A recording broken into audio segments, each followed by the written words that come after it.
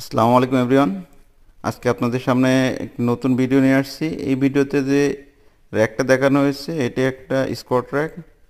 তবে স্কোয়াট র্যাকে শুধুমাত্র যে স্কোয়াট করা যায় সেটা না, এটা স্কোয়াট ছাড়াও অনেকগুলো কাজ করতে পারবেন। যেমন এটার উপরে আপনি বারবেল রেখে বিভিন্ন ধরনের কাজ করতে পারবেন, বাইসেপ পিছাল কার্ল বা বাইসেপ কার্ল।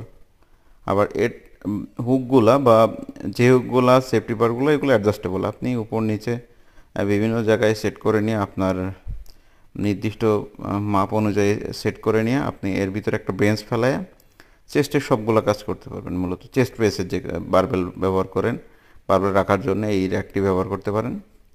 এই র্যাকের ভিতরে আপনি barbell incline chest press, decline chest press, আপনি ফ্ল্যাট চেস্ট প্রেস সবগুলাই করতে পারবেন।